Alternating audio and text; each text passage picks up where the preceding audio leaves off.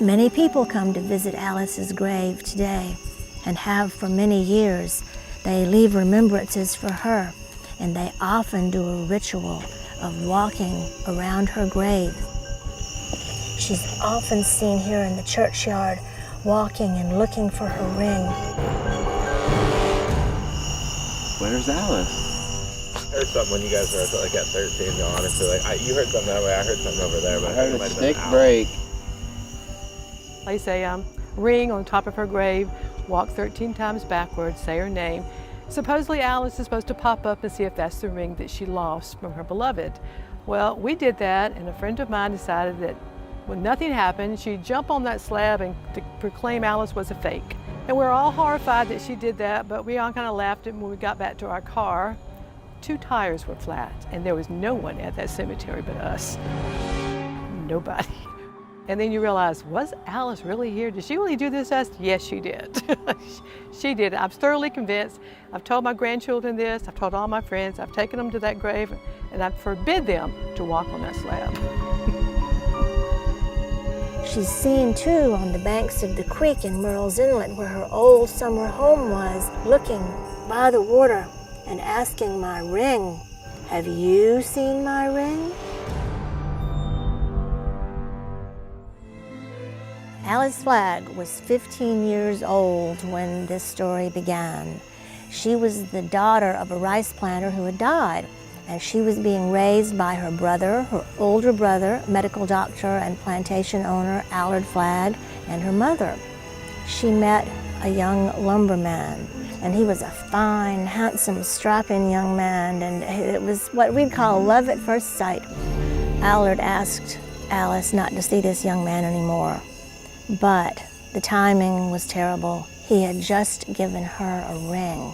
Here she thought she was engaged, and that with a 15-year-old's naivety, she showed the ring to her brother and no doubt her mother. She thought they might start planning a wedding, but instead they told her to give it back and not see the young man again. So Alice, not wanting to break her engagement or upset her brother, she took the ring and she put it on a ribbon, and she dropped the ribbon down inside the neck of her dress so that it hung right beside her heart because she was in love. Allard had been in touch, expecting that this day would come, with a boarding school mistress in Charleston who was well known for keeping young plantation belles away from inappropriate beaux. Alice felt betrayed by her family. Here she had met her one true love, and they told her not only not to see him again, but sent her away so that she would have no chance of seeing him at all. She was distraught. She began to eat less. She had naturally lost weight. She had trouble sleeping.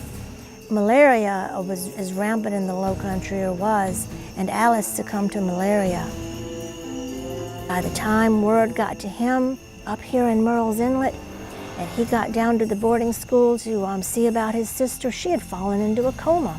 He loaded her back into their buggy and brought her back home up to Murrells Inlet over all those rivers and ferries, and Alice was very ill indeed when he put her in her own bed in the Hermitage on the banks of the creek in Murrells Inlet. He was feeling for her heartbeat when he found a ribbon, and removing the ribbon he found the ring. He recognized it immediately, the ring he had told her to give back. He was so furious that even though his sister lay nearly in death, he snatched the ring, and Allard took the ring out to the creek bank and threw it as far out into the creek as he could.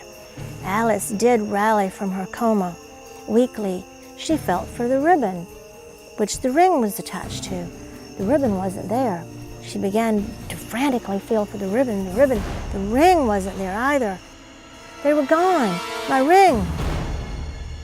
She is said to have died searching frantically through the drawers and trunks in her room for the ring that was no longer there.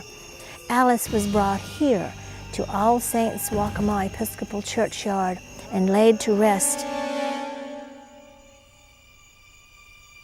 When we were at the Hermitage growing up, every night, just about, particularly if we had guests, there were ghost stories told on that porch.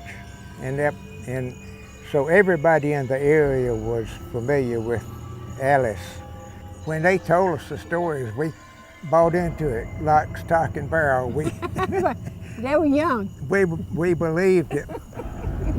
When we went up that first section at night and hit that landing, usually we both were like this. Right. We didn't want to see anything, and we closed our eyes and blinded ourselves. Get in bed and cover our heads up.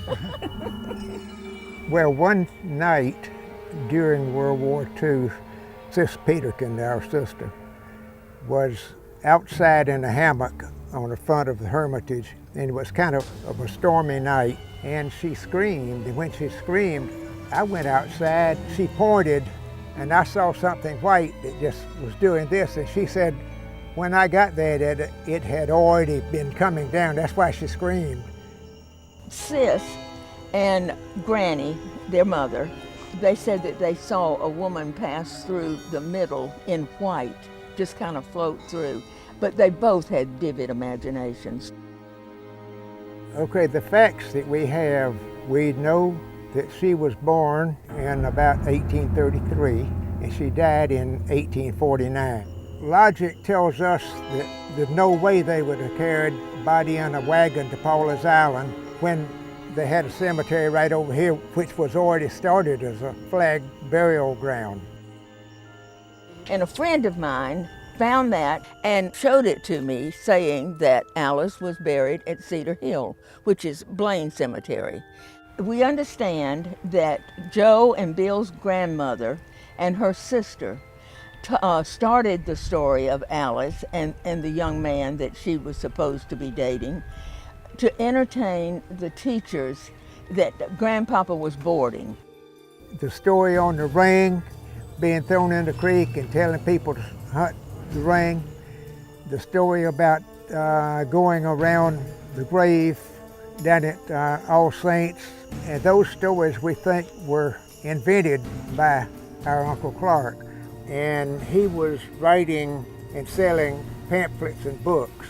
It kind of ran in strong in the family. They were all capable of making a story more exciting by embellishing it somewhat. One time we ran a rope out of a window upstairs and put pulleys on it so we could run a sheet back and forth on it, and we simulated Alice for them. Right. Especially on Halloween. But this was a teenage activity, you know, and Joe was very good at that. Oh, yeah. Right. They were just about as naive as we had been before we realized that Alice was more of an imagination than a real thing. Now, I do believe in ghosts. And I think we all believe in ghosts. And so I didn't avoid accepting the possibility that could have happened. Anything is possible. And I'm certain that we have ghosts.